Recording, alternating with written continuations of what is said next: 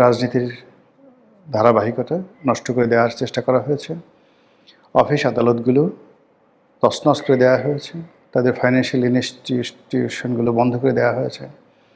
তাদের প্রথম ধাপের, দ্বিতীয় ধাপের এবং তৃতীয় ধাপের, যেটাকে স্টায়ার বলা হয়, তো সেই ধাপের যে নেতৃত্বগুলো, সেই নেতৃত্বগুলো শূন্য করে দেওয়া হয়েছে। কিন্তু এরপরও জামাত থেমে থাকেনি। তারা চতুর্থ টায়ার বা স্তরের বা সিঁড়ির বা ধাপের নেতৃত্বগুলোকে সামনে এনে এই অল্প কয়েকদিনের মধ্যে, এই গত 17টি মাসে তারা তাদের প্রস্তুতির যে পরাকাষ্ঠা দেখিয়েছে, এটি বিস্ময়কর। বিভিন্নভাবে তারা নেগোসিয়েশন করার চেষ্টা করেছে এবং নানা প্রতিকূল পরিবেশে থাকার পরেও সংসদে 78টি সিট, 78 সিট তারা পেয়েছে। দ্বিতীয়ত হলো যে গত 17টি মাস মূলত রাষ্ট্র চালিয়েছে তারা, দেশ চালিয়েছে তারা, সরকারের উপর তাদের একছত্র আধিপত্য ছিল। তৃতীয়ত, জামাত অভিযোগ করেছে যে অন্তত 50টি সিটে, সংসদীয় আসনে ম্যাটিকুলাস ডিজাইন করে তাদেরকে পরাজিত করা হয়েছে।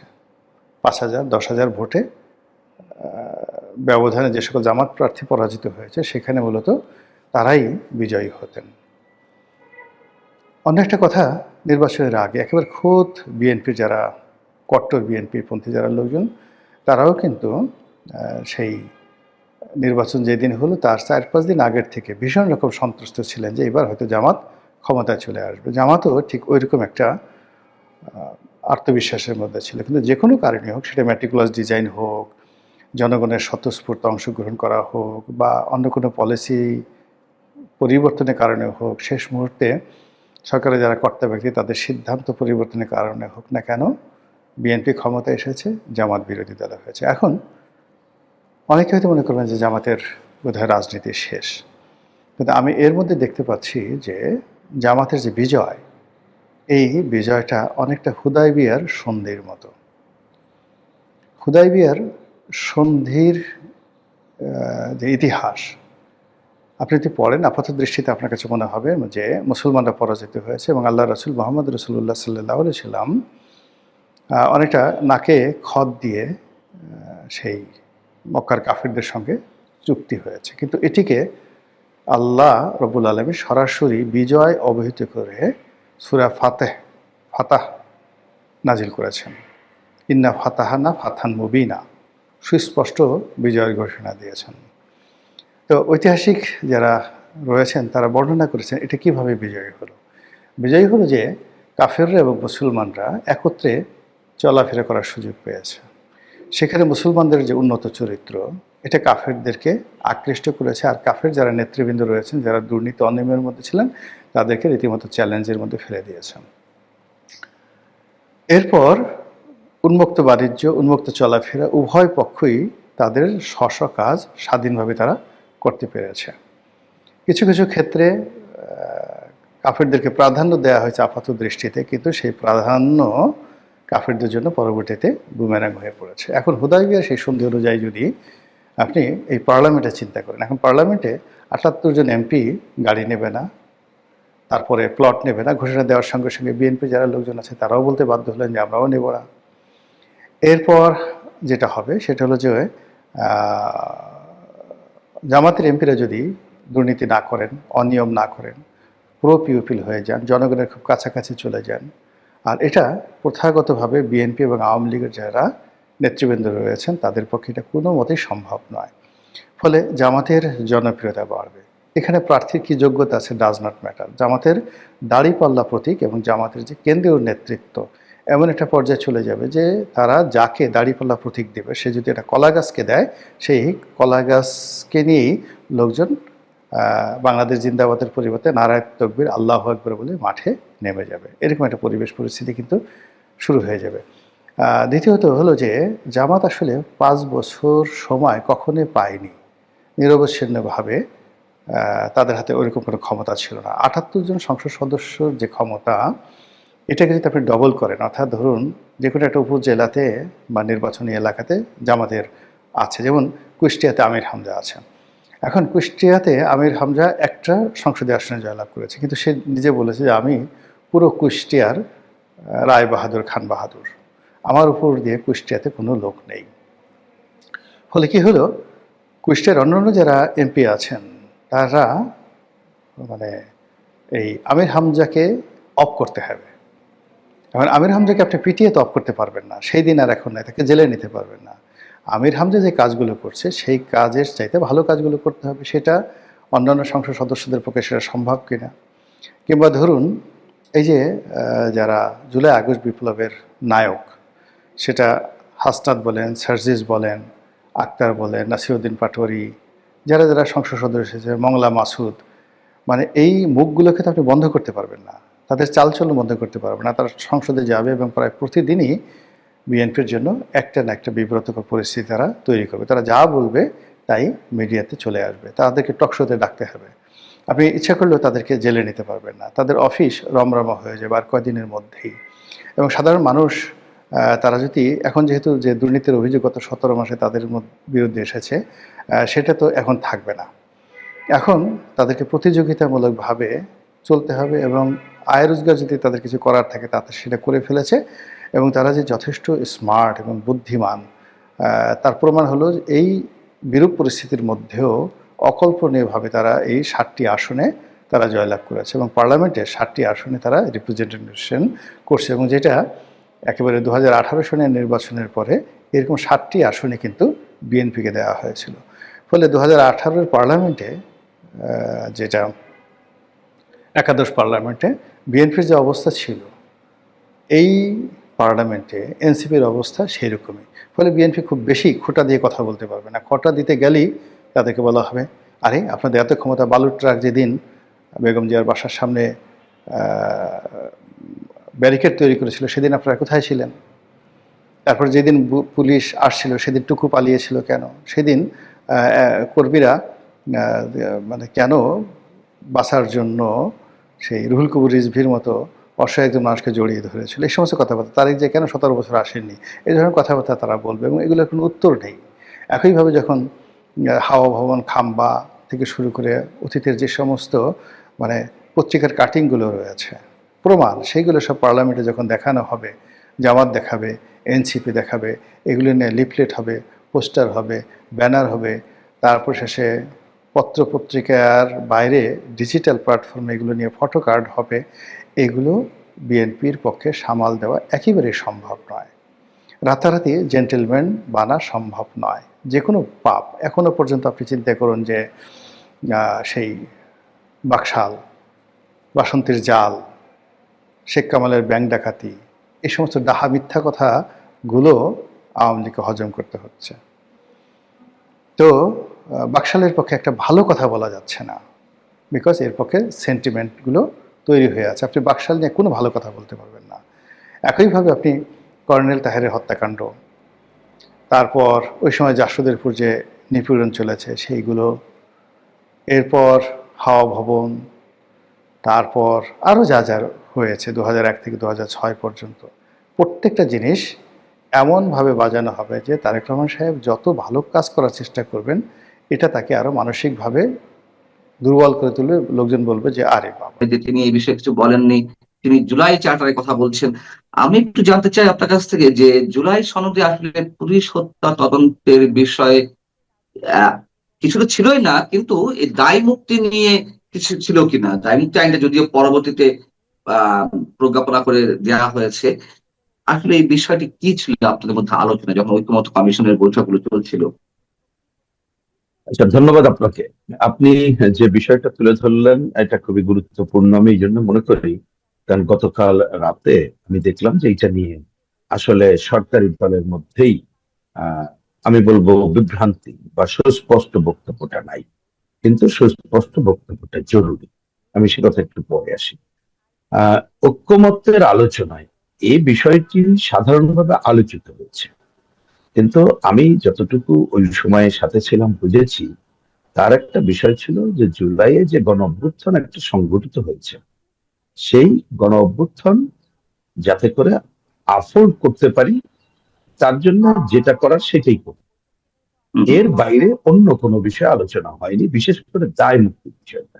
কারণ দায় মুক্তির বিষয়টা আমরা প্রথম থেকে যে কোনো বিষয়ে দায় মুক্তির বিরোধিতা করে আসছি। কারণ আমরা যদি লক্ষ্য হয় আইনের শাসন, সেটি তো স্বাভাবিক। দায় মুক্তি দিয়ে কখনো আইনের শাসন প্রতিষ্ঠিত হয় না। এবং আপনি কমিউনিস্ট পার্টি এবং বাম জোটের ওই সময়কালে বিবৃতিগুলো যদি দেখেন, তাহলে দেখবেন আমরা ঘটনার পরপরই যে কোনো দায় মুক্তির বিরোধিতা করেছি এবং জুলাইয়ে সংগঠিত হত্যাকাণ্ড সহ পরবর্তীতে থানা লুট, হত্যাকাণ্ড সহ সকল হত্যাকাণ্ডের বিচার ওই সময় থেকে দাবি করে আসছে। কারণ এর বাইরে এখন যে কথাটা হচ্ছে, যতটুকু আমি দেখলাম তাতে করে আমার একটা প্রাথমিক প্রতিক্রিয়া হচ্ছে, আমি সুস্পষ্ট কোনো বক্তব্য তারা কি বলতে চান এটা আসলে বুঝতে পারিনি। তবে আমার কাছে মনে হয়েছে তারা বিষয়টিকে প্রথমে এড়িয়ে যেতে চাচ্ছেন বলে আমার কাছে মনে হয়েছে।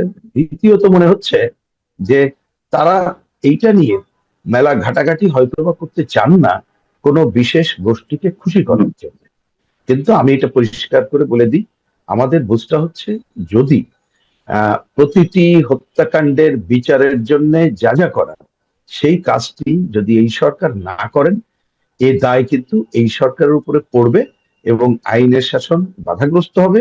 এবং সরকার কারোর মন রক্ষার জন্য যদি এ ধরনের কার্যক্রমের মধ্য দিয়ে তার আইনের শাসন প্রতিষ্ঠার কাছ থেকে পিছু হটেন, তাহলে মনে রাখতে হবে একসময় এ ধরনের পিছু হটতে হটতে তাদেরকে একটা গুরুতর সংকটের মুখে পড়তে হবে, যা দেশের জন্য কল্যাণকর হবে না, দল হিসেবেও তাদের জন্য কোনো সুখবর বয়ে আনবে বলে আমি মনে করি না।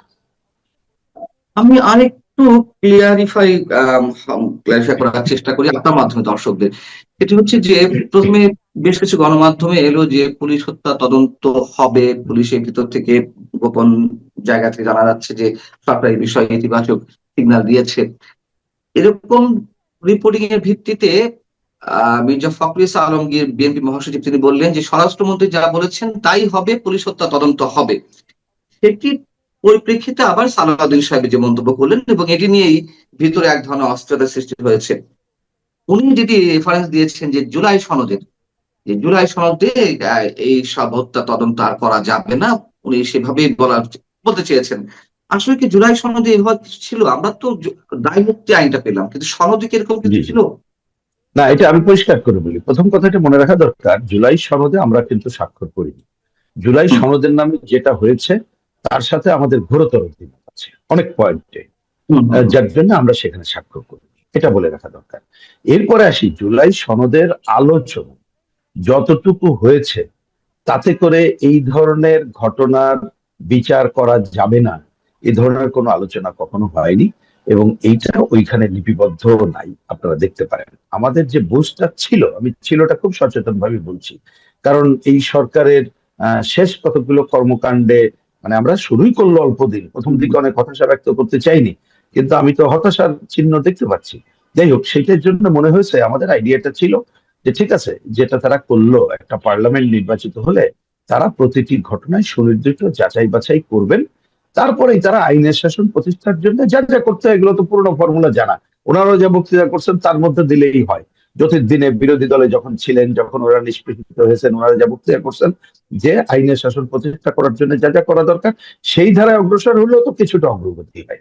কিন্তু সেটা বাদ দিয়ে এই দেখবেন, আপনি ঠিকই বলেছেন, আমি দেখলাম যে আমরাও তো মিডিয়াতে দেখলাম যে স্বরাষ্ট্রমন্ত্রী প্রথমে বললেন যে কেন বিচার হবে না, সব হত্যাকাণ্ডেরই তদন্ত এবং বিচার হবে, খুবই স্বাভাবিক, এটাই তো সাধারণ কথা, সেটাই তো হওয়া উচিত ছিল। এবং আমি এটা শুনেও তো ভালো লাগলো যখন ওই পার্টির জেনারেল সেক্রেটারি, যিনি অন্য একটা মন্ত্রণালয়ের দায়িত্বে আছেন, তাকে যখন জিজ্ঞেস করা হলো, তিনি কিন্তু বাড়তি কথা বললেন না আমার বিবেচনা, আমি যতটুকু মিডিয়াতে দেখলাম।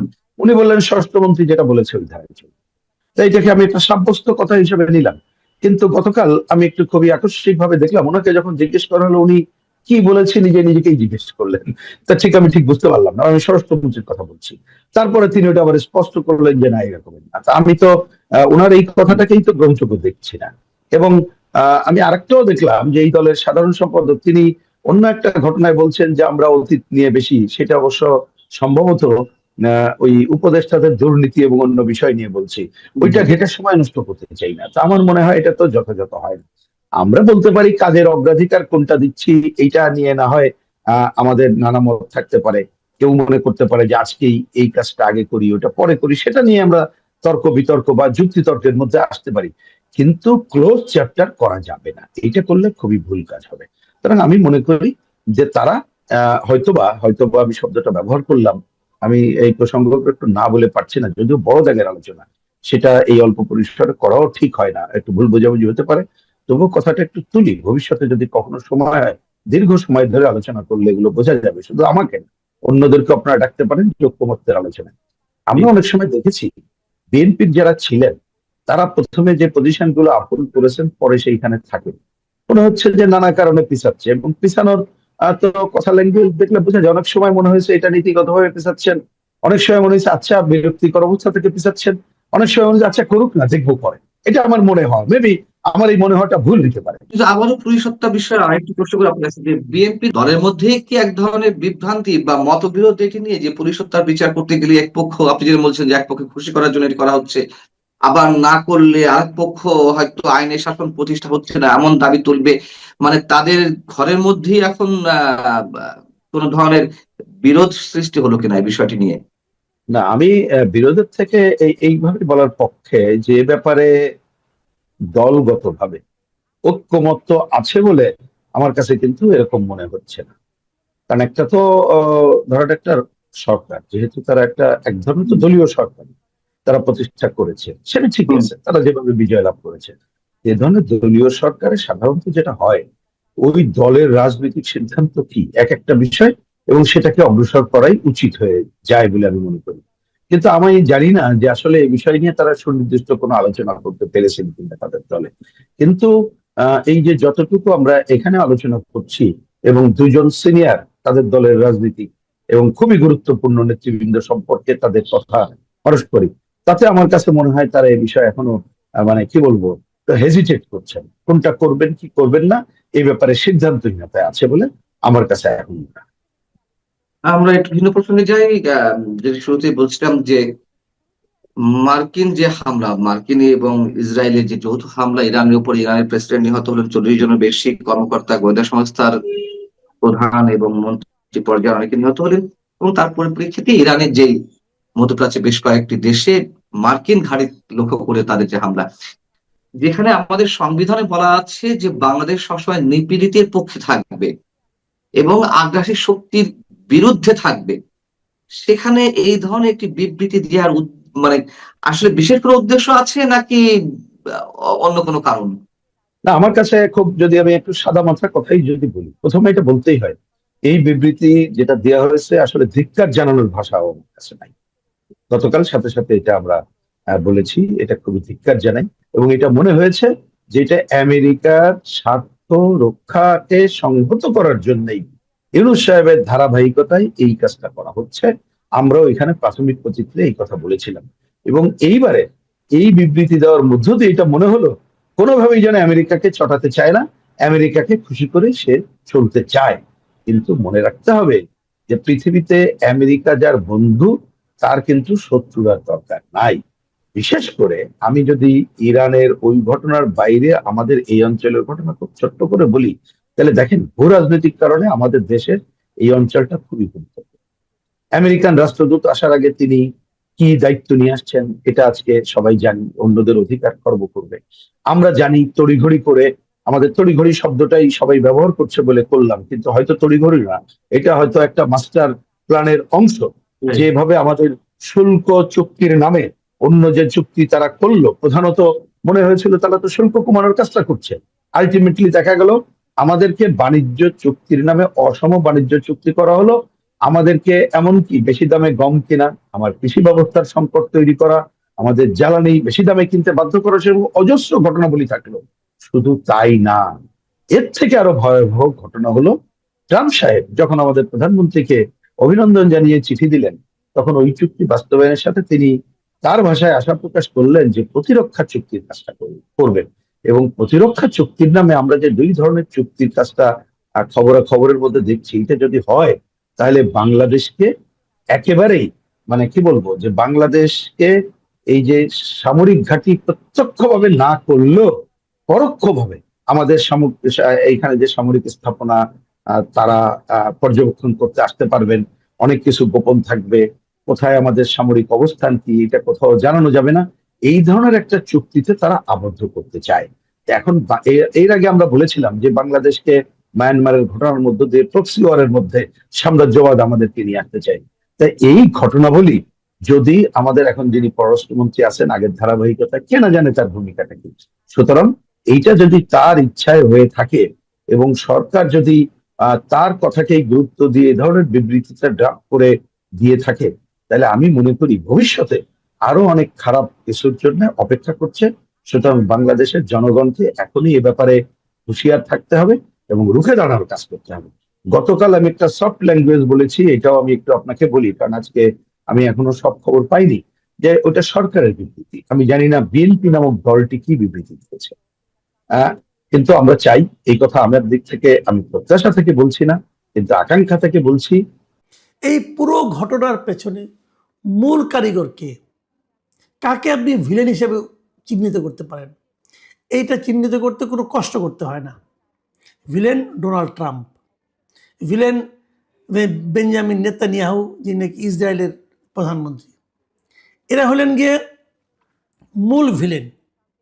এরাই এই যুদ্ধটা শুরু করেছে এবং সেই যুদ্ধটা এখানে শুরু করা না, এবং এই যুদ্ধের মাধ্যমে তারা এরই মধ্যে অতর্কিত যে আক্রমণটা করা হয়েছে গত 28 ফেব্রুয়ারি, সেই ঘটনায় কিন্তু অলরেডি মানে ইরানের যিনি ধর্মীয় নেতা আয়াতুল্লাহ আলী খামেনি, তিনি কিন্তু নিহত হয়েছেন। আপনি একটা জিনিস ভাবেন, একটা স্বাধীন সার্বভৌম দেশ, সেই দেশে যিনি প্রধান সরকার প্রধান অথবা যিনি ধর্মীয় প্রধান, মানে মূল যে লোকটা পুরো দেশকে যে পরিচালনা করতেছেন, তাকে আপনি বিদেশ থেকে অন্য একটা দেশ থেকে এসে মানে আপনার আক্রমণ করে তাকে মেরে ফেলবেন, এটা পৃথিবীর কোনো সভ্য রাষ্ট্র, কোনো সভ্যতা এটাকে গ্রহণ করতে পারে? কিন্তু এখন কিন্তু তাই হচ্ছে। মানে সভ্যতা যেন নতুন করে লেখা হচ্ছে, যে কোনটা সভ্যতা কোনটা সভ্যতা না। ভেবে দেখুন একবার, এই যুদ্ধে এরই মধ্যে যুক্তরাজ্য, মানে ব্রিটেন, যা নাকি পৃথিবীতে প্রথম সভ্যতার কথা সারা দুনিয়ায় বলে বেড়ায়, তারা কিন্তু অলরেডি যুক্তরাষ্ট্রের সঙ্গে যুক্ত হয়ে গেছে। তারা যুক্তরাষ্ট্রকে সাহায্য করবে। মানে যিনি আক্রমণকারী, কোনো রকম প্রভোকেশন ছাড়া, কোনো ধরনের উস্কানি ছাড়াই যারা অন্য একটা দেশে আক্রমণ করে সেই দেশের প্রেসিডেন্টকে অথবা সেই দেশের মূল যে সরকার প্রধান, যার কথা অনুযায়ী দেশ চলে, তাকে আপনি হত্যা করেন এবং বুক ফুলিয়ে সেটা আবার ঘোষণা করেন, তাকে এখন ব্রিটেন সাপোর্ট করছে।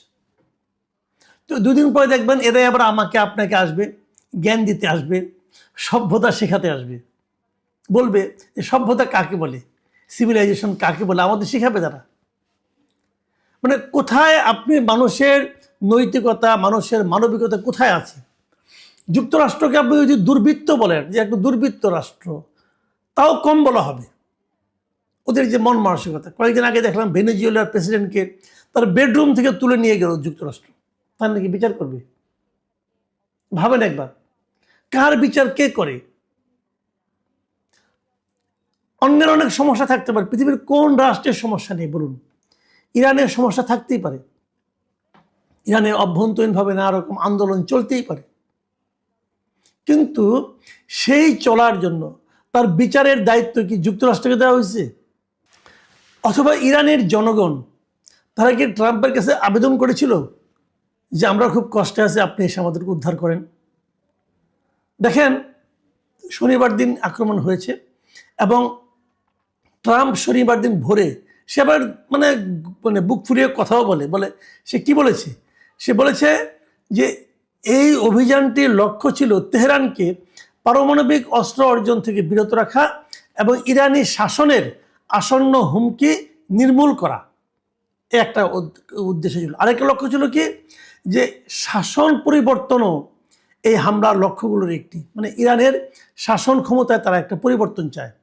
তো ইরানের শাসন ক্ষমতা কে থাকবে না থাকবে, এটা নির্ধারণ করার দায়িত্ব হলো ইরানের জনগণের। আপনি কে হে?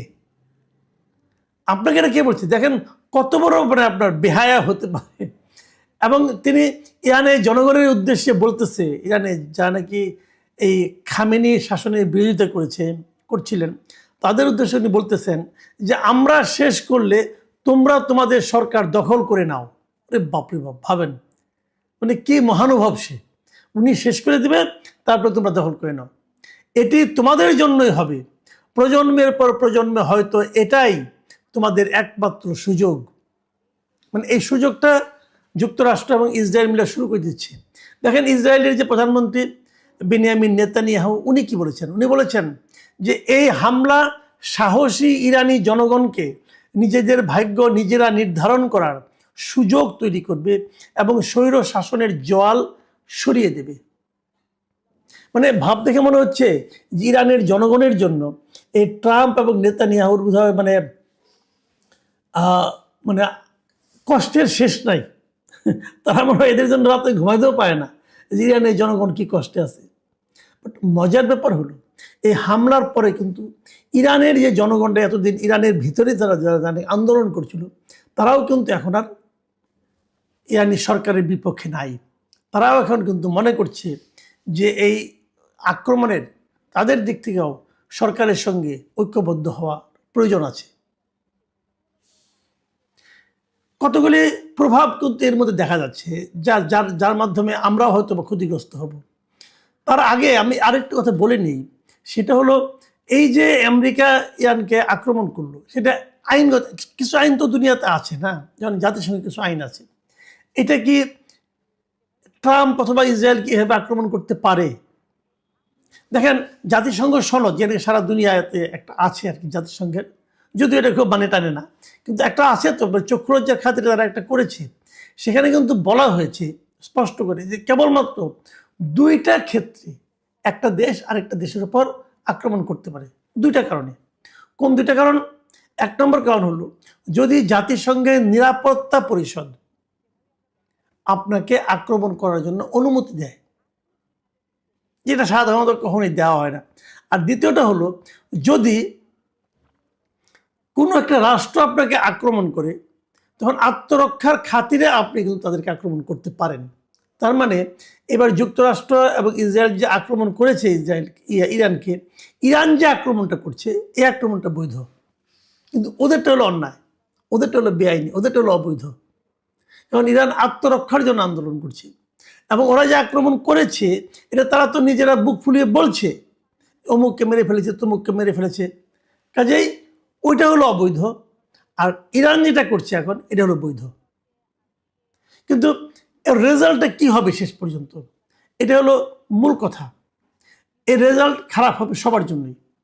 যেমন ধরেন সারা দুনিয়াতে যে তেল যেটা আসে, তেলের সরবরাহ আসে, হরমুজ প্রণালী নামে একটা প্রণালী, মানে একটা সমুদ্রের একটা চিকন একটা শর্টকাট রাস্তা যেটাকে আমরা বলি, সে একটা শর্টকাট রাস্তা আছে, যে রাস্তা দিয়ে আসলে পরে মানে তাদের কয়েকদিন প্রায় মানে আপনার মানে পথটা অনেক ছোট হয়ে যায়।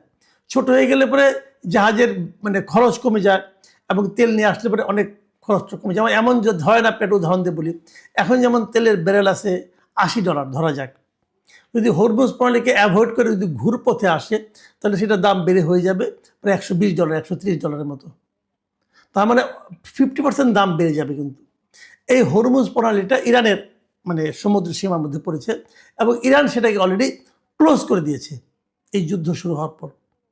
এখন বন্ধ করে দেওয়ার কারণে কি হচ্ছে, তেলের দামের উপর প্রভাব পড়বে, তেল সরবরাহে বিঘ্ন ঘটবে।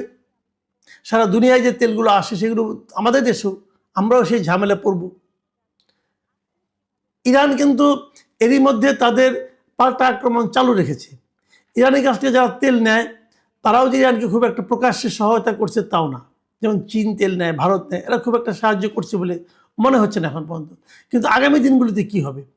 কিন্তু ইরানের স্ট্র্যাটেজিটা, ইরান যে পাল্টা আক্রমণ করছে, ইরানের স্ট্র্যাটেজিটা বড় পিকুলিয়ার, মানে একটু নতুন ধরনের আক্রমণ তারা করছে।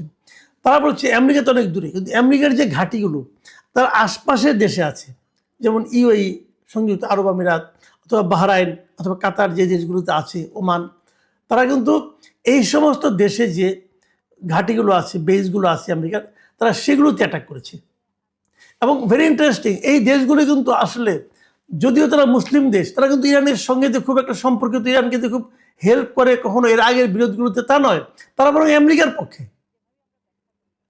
মানে মুসলিম বিশ্বের অনৈক্যকে কেন্দ্র করে, অনৈক্যকে পুঁজি করে যা যা করা দরকার ইসরায়েল এবং আমেরিকা এখন তাই তাই করছে। এখন এই যুদ্ধ কয়দিন চলবে? এই যুদ্ধে কি ইরানের শাসন, বর্তমানে যে শাসন ক্ষমতা, ইসলামিক যে এইগুলো আছে, মানে শাসন ব্যবস্থা, এটা কি চেঞ্জ হয়ে যাবে? আমার কিন্তু তো মনে হয় না। কারণ তাদের সর্বোচ্চ নেতার মৃত্যুর পরেও তারা কিন্তু মানে ভেঙে পড়েনি, তাদের শাসন ব্যবস্থায় কোনো ধরনের চিট ধরেছে বলে মনে হয় না। বরঞ্চ তারা নতুন নেতা নির্বাচন করে ফেলবে খুব শিগগিরই। তার হাতে বললে আরও কী হবে কে জানে। এবং ইরান যে আশেপাশের দেশগুলোতে মার্কিন ঘাঁটিতে আক্রমণ চালাচ্ছে, যদি এটা তারা অব্যাহত রাখে, তাহলে এই দেশগুলির ভূমিকা কী হবে সেটা নিয়েও কিন্তু সামনে নানা ধরনের কথা হতে পারে। মাঝখানে একটা ভিডিও দেখলাম যে ইউএইর যে বুর্জ আল খলিফা আছে, যে তার পাশেই কিন্তু একটা ঘাঁটি ছিল আমেরিকান, ওই ঘাঁটিতে তারা আঘাত করছে। একটু এদিক সেদিক হলে কিন্তু সেটা বুর্জ আল খলিফাতেও যা লাগতে পারে। এই যে 5 স্টার হোটেলগুলো ধ্বংস করে দেওয়া হচ্ছে, এখন তো মানুষের মধ্যে একটা আতঙ্ক তৈরি হয়েছে। কিন্তু শেষ পর্যন্ত এটা কোথায় যেয়ে দাঁড়াবে? ইরান কতদিন টিকতে পারবে? অথবা ইরান যদি খুব বেশি একটা চাপের মুখে পড়ে, তাহলে তারা পাল্টা হামলাতে আর কোথায় কোথায় হামলা করতে পারে, এসব নিয়ে আলোচনা হচ্ছে। এরই মধ্যে ইরানের যে ইরানের যে রেভলিউশনারি গার্ড যেটা আছে, তারা দাবি করেছে আজকে যে তারা নাকি ইসরায়েলের প্রধানমন্ত্রী আছে বেনিয়ামিন নেতানিয়াহুর কার্যালয় ও ইসরায়েলি বিমান বাহিনীর প্রধানের সদর দপ্তর লক্ষ্য করে তারা হামলা চালিয়েছে, এটা তারা জানিয়েছে। এবং এই হামলা তারা খাইবার ক্ষেপণাস্ত্র ব্যবহার করছে বলে তারা জানিয়েছে। এবং এরপরে বেশ কিছুক্ষণ ধরে আমরা জেনেছি যে মোটামুটি ধরেন গত 10-12 ঘন্টা ধরে কিন্তু আমরা নেতানিয়াহুকে প্রকাশ্যে দেখছি না। তার মানে ওনার কোনো ক্ষতি হলো কিনা, অসুস্থ হলে উনি মানে আহত হলেন কিনা, অথবা মারাও গেলেন কিনা কে জানে। কাজেই এই যুদ্ধ কোনো সমাধান কোন পর্যন্ত কার দিবে আমি জানি না। তবে আমার কাছে মনে হয় ইরানকে যতটা দুর্বল ভেবে যুক্তরাষ্ট্র এবং ইসরায়েল আক্রমণ শানিয়েছিল, ইরান সম্ভবত ততটা দুর্বল নয়, সেটা তারা এরই মধ্যে প্রমাণ দিয়ে দিয়েছে। এবং এই জন্যই হয়তো তারা তাদের মিত্র দেশগুলি, আমেরিকা বিশেষ করে তাদের মিত্র দেশগুলির কাছ থেকে সাহায্য চাচ্ছে, যে ডাকে সারা